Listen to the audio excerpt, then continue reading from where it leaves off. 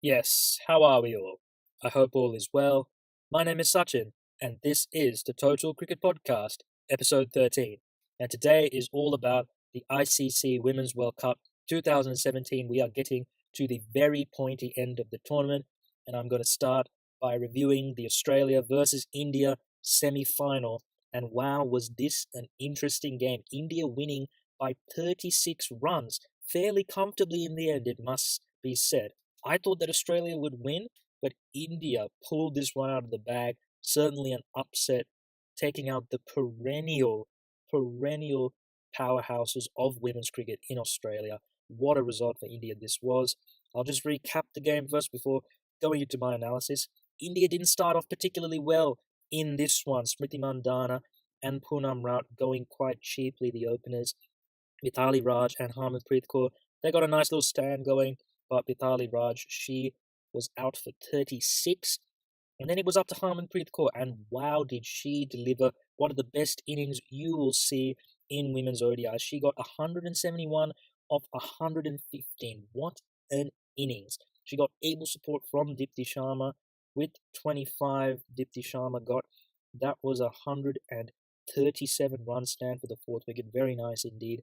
Veda Krishnamurthy chipping in with 16 off 10 to finish off the innings in style. India getting 281 for 4 in their 42 overs. It was only 42 overs because there was rain beforehand, and so overs were taken off.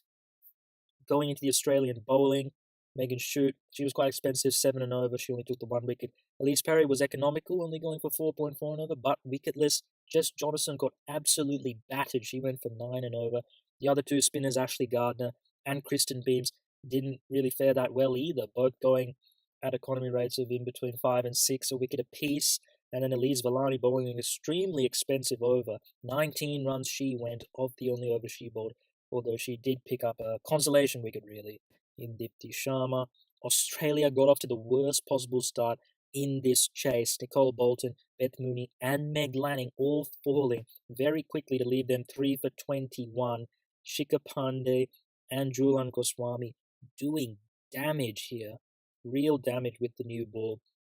Then they got things together a little bit. Elise Perry and Elise Villani put on a nice 105 run stand for the fourth wicket, but Elise Villani, she went hammer and tong here. She got 75 off 58. Great hitting, great power hitting from her.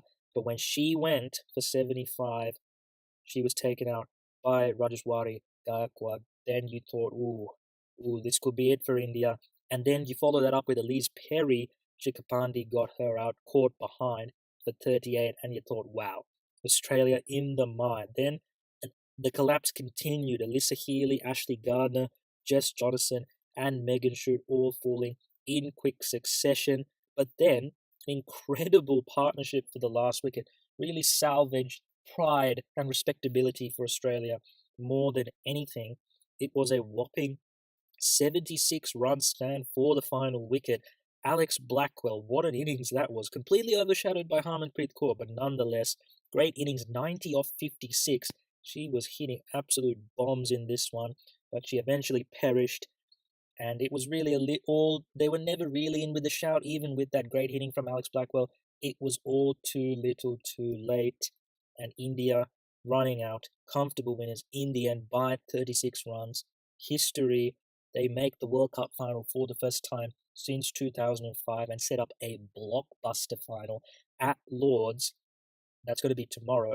That's going to be a huge, huge game. Now, let's have a look at this game a little bit closely. And where else can you start? Harmanpreet Kaur, with one of the greatest innings you'll see, period, men's or women's cricket. The way she hit the ball was something to behold. Let's not forget, she started off quite slowly. She got 171 off 115. Off her last 55 balls, she got 130. That is outrageous. 20 boundaries and 7 sixes. That is ridiculous. Absolutely ridiculous. Harmanpreet absolutely mauled the Australian spinners. Particularly, she was ruthless, really slog sweeping and just clearing that front leg and hitting over cow corner. When she is in the groove, she just lines you up. And she has such a clean, straight line that she hits through the ball with. It's really beautiful to watch, very aesthetically pleasing indeed. And she just nails them. When she hits them, they stay hit. This was an exhibition of power hitting. We saw a little glimpse of this in the WBBL for the Sydney Thunder, a couple of innings. The shots she would play. I remember one particularly, just a simple cover drive inside out for six. She barely touched it, and it went for six. The timing was absolutely exquisite. That was a taster. This was the main course. If that was the entree, this was the main course. Unbelievable. And the thing about Harmanpreet is she had been struggling a little bit in this tournament. I look at it, and honestly, she hadn't actually got many runs. In fact, in the last group game, she got a 60 against New Zealand, and I think that must have given her a lot of confidence to really go on and get this score, because our highest score in the first six games was actually 24 not out. So we hadn't really seen the best of her. But that innings, obviously, against New Zealand was crucial to get her back in the groove. And wow, did she absolutely explode in this one. I think this is the archetype for batting in women's cricket. Harmanpreet Kaur, it's just simple. It's not complicated. She's not hitting these outrageously innovative shots. These are simple cricket shots. People should really follow this. She simplified the game. It doesn't have to be really complicated and, oh, got to get the paddle out, got to do this little dink. No, just clean hitting through the line. It sounds boring, but it's so effective. And Harmanpreet Kaur, take a bow. Take a bow. This innings blew Australia out of the water. 42 overs to get 281 is a huge score. I think Australia would have thought, okay, maybe 220, 230 is the most we'd want to chase. India getting way over that, and Australia really couldn't stop the bleeding in this one. Just to focus on the rest of the Indian batting, it's coming together nicely. I think the one worry for India is Smriti Mandhana. She's had 6 failures in a row. She had a great start to the tournament. She got a 90 and 100, but this was her 6th failure in a row. She's a very talented batsman, but certainly that's got to worry India going into the final. But nonetheless, that does not take anything away from Harmanpreet. The Australian bowling was found wanting, really. I think that their spinners were found wanting in this particularly. I look at their bowling in general, and I think that Elise Perry is not the bowler she once was. I think she was a better bowler when she came onto the scene. She's not actually a wicket taker because she bowls with decent pace, so the ball comes onto the bat, and she doesn't do much with the ball. It's just straight. There's really nothing that happens off the pitch for her, and that's a big problem. She's just not a big wicket taker anymore. I believe that in the 8 games of this tournament, she only took 9 wickets.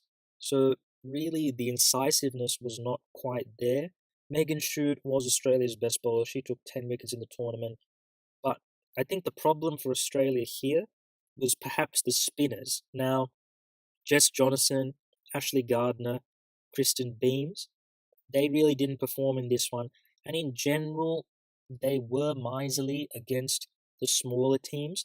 But it was interesting to note that there were 2 huge innings. The two biggest scores in this tournament were scored against Australia. 178 by Chamari Atapattu and now 171 by Harmanpreet Kaur. Very similar innings. Basically, one-woman shows. They were the only ones getting the runs, and Australia could not stop the bleeding in either case. Could not stop. There was no plan B. There was no, okay, let's just get this person off strike and bowl to that person. I think that in this innings particularly, the spinners just kept putting it in that hitting arc. I would have liked to have seen the spinners fire it in, wide outside off stump. Try something different. Don't just float it up there. Don't bowl like you'd bowl in the nets. It's a match. You have to adapt to the situation. And I thought the Australian bowlers just did not adapt to this at all, Harmanpreet. They kept putting it in our hitting zone. For the fast bowlers as well, maybe try bowling it a little bit back of the length to Harmanpreet, to not allow her dig it into the pitch. So by doing that, that means it's going to be slower by the time it gets to her and she has to generate more pace. Those little things like that. When you're getting hammered, sometimes it can be difficult. Your mind can be just going at 100 miles an hour, and you're not thinking straight. But I'm surprised that a team as experienced as Australia didn't have that know-how to be like, okay, let's just check ourselves and be like, okay, let's try something different because this is clearly not working. Insanity is doing the same thing over again and expecting different results. In Australia, the bowling was insane, in my opinion. Absolutely bang average. In terms of their bowling, I would like to see possibly some new players for Australia. I think they only had two fast bowling options in the team, which is a bit of a concern. I think that when you're bowling so much spin at the death, it's not ideal. I think that not having that third pace option limits Australia somewhat. And the spinners, I know they've got good variety. They've got a left arm orthodox, they've got an off spinner, and they've got a leg spinner. But perhaps there are better bowlers. Now, I think that Molly Strano is a better bowler than Ashley Gardner. Ashley Gardner is really a batsman. She batted at 3 for the Sydney Sixers in the WBBL, and she just bowls. It's more like part-time off spin. But in the Australian team, she's become really a frontline off spinner, and I don't think she really is. She's not really a wicket taker. She had a strike rate of 55. That's pretty poor, I would say.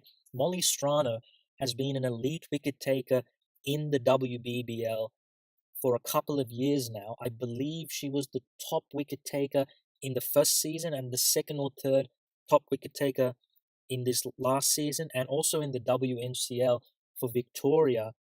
She's also very good as well, and she did play, to be fair, for Australia recently in some in some 2020s.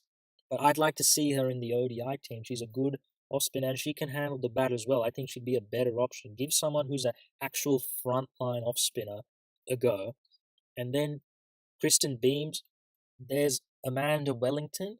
Now, she also has had great success in the WBBL for the Adelaide Strikers. She's a leggy, she's a really young leggy, and she's also played a little bit for Australia. I believe that in the recent ODI tour to Sri Lanka, she was in the team, but she wasn't in the team here in this World Cup. Now, I would say maybe try picking her instead of Kristen Beams. Kristen Beams is 30, 31 years old. Amanda Wellington is younger. Blood in that new young player. So I think Australia, try look at some other spinners. Try look at some other spinners, I'd say. As for the batting, Australia's batting in this, they had a complete shocker. Now, I think one mitigating circumstance, definitely Meg Lanning. She'd been struggling with a shoulder injury for most of the tournament, and she probably wasn't 100% fit here. She got a duck, and obviously when your best batsman, the best batsman in world cricket, gets a duck, you're in a bit of strife. I think they were probably still shocked from the bowling, from the Harmanpreet onslaught, and that filtered into the start of the batting. They were just shell shocked. They weren't moving their feet, and it was just not ideal. A couple of bowls that tells you prime suspect is you're not moving your feet enough when you're getting bowled. And really, that was a big thing for Australia. Liz Perry, as she's done, very consistent, trying to get Australia out of a jam. Liz Villani, she was great in this one. Good to see her contribute because she hadn't had too much of a chance in this tournament so far, but she hits big, very powerful innings by her. Alex Blackwell, wow, you don't usually associate power hitting with Alex Blackwell. She's usually more of an accumulator type, but she was so good down the ground, especially absolute bombs she hit. I mean that's where you want to hit the ball, isn't it? Just straight down the ground, straight over the bowler's head. Nothing better than that, in my opinion. She had a great hand, although it was all too little, too late. There was really never any chance of Australia getting back into this one. I think another problem for Australia was Alyssa Healy, Ashley Gardner, and Jess Jonathan batting at 7, 8, and 9. Now, if you look at all of them, they'd only played 3 innings each in the tournament coming into this game. And most of them, and those ones even, were just at the end. They weren't significant innings. They weren't facing a lot of balls. They hadn't had a lot of match experience, and to come in a pressure circumstance, they just crumbled. And really, those 3 getting up very cheaply really ended the game. So Australia, their depth in their batting, such a great strength, almost becoming a weakness by the fact that they just didn't get these guys enough of a hit. Not to mention that you look at it, Alyssa Healy, she opens the batting for the Sydney Sixers in the WBBL. You look at Ashley Gardner, she bats at 3 for the Sydney Sixers. Jess Johnson, she bats at 4 for the Brisbane Heat. Now, I know that's 2020, but these are highly regarded players in the domestic game. To come down 7, 8, 9 at the back end of the innings is completely different and I don't think they're used to it. It's a completely different kettle of fish coming in at this time.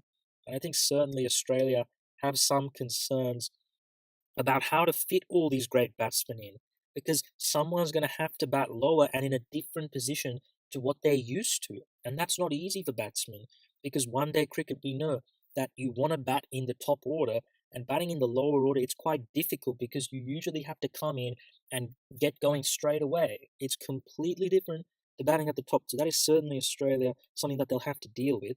But clearly, there's so much talent in their batting. As I said, they could make a few tweaks to the bowling, certainly.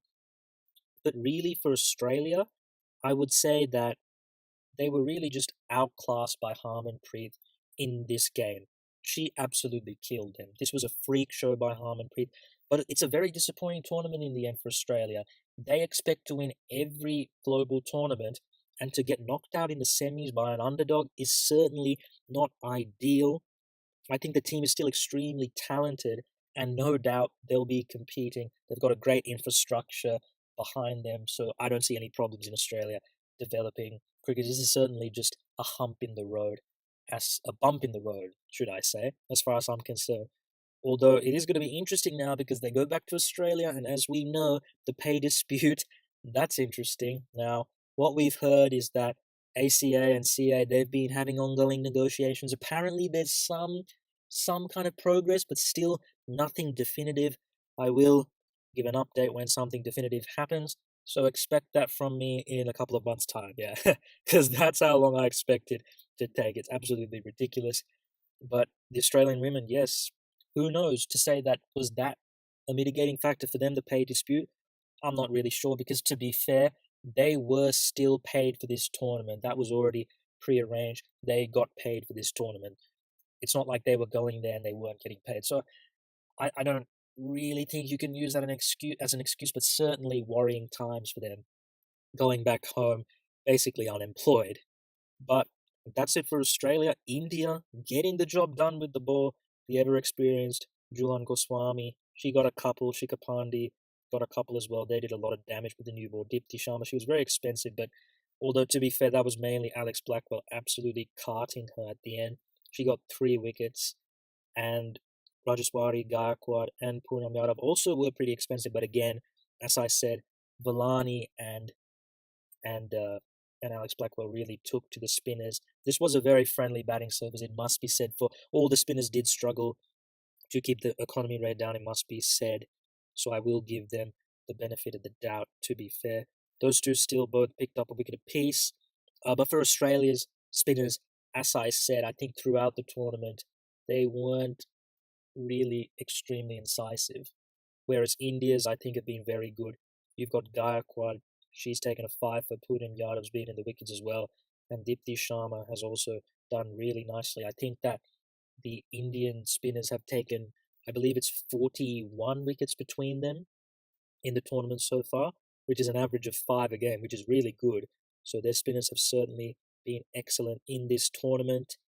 What a game for India. This is historic. Mithali Raj and Julan Goswami, the only survivors from the 2005 World Cup final. They will be playing in it tomorrow. What a game this is going to be. England against India in the final. Wow. This is going to be box office. This is great for women's cricket. You can imagine how many Indians would have bought tickets after seeing the result in the semi-final. India's apparently going to be a sellout. How good is that for women's cricket? Incredible. I'm very happy with that. Lord's packed house World Cup final. This is a monumental day for women's cricket. I hope that the cricket does justice to it, because the tournament itself, I think there's been some outrageous performances in this, has really showcased the women's game in a great light.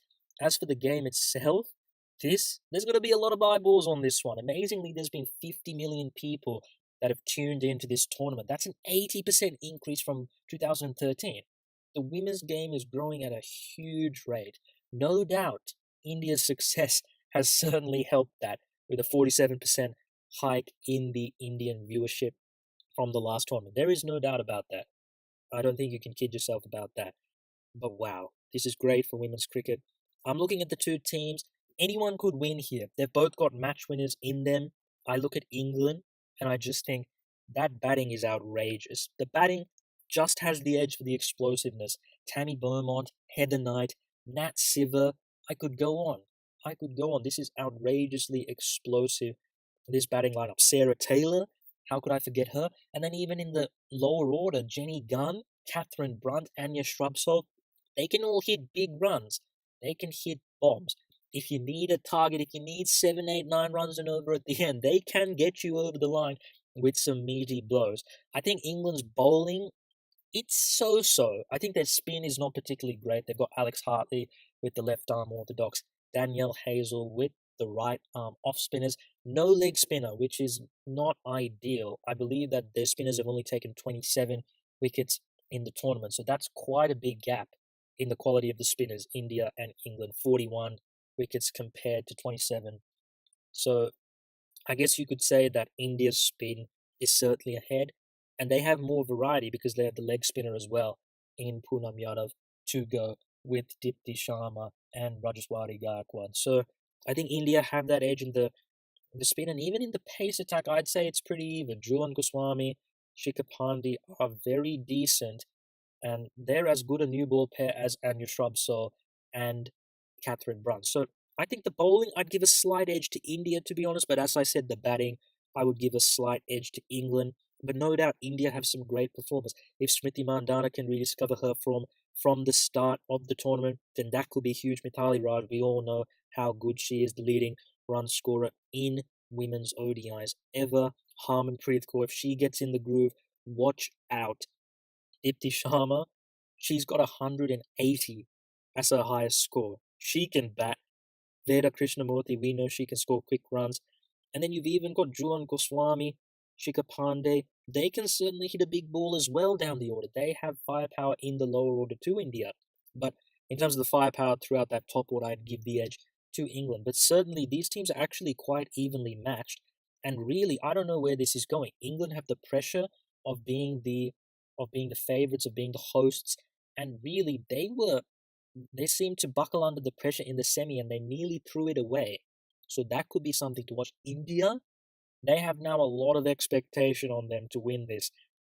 The weight of expectation for both these teams, it's going to be interesting. The game's on TV. There's DRS, which we've only seen in the televised games so far. So it has been there and thereabouts, but still very new to these teams, the DRS. Obviously, the packed house.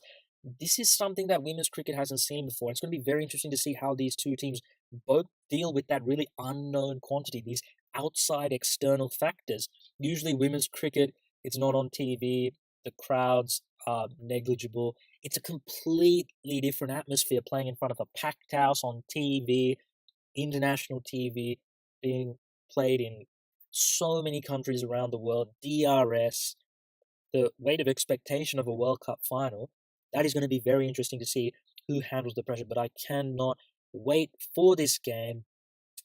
After tomorrow, I think on Monday, yes, Monday, I will do my review of the final. That's going to be big. On Tuesday, I'll be previewing the Sri Lanka-India Test series and the third test between England and South Africa. And on Wednesday, I'll be doing the 5 things we learned from the ICC Women's World Cup 2017. So it's going to be a big couple of days for the Total Cricket podcast. But as always, I hope you enjoyed the podcast. You can check it out. We're on iTunes, SoundCloud, and YouTube. All those links are on the Twitter page. But that is it for today. As always, thanks for listening, and I'll see you later.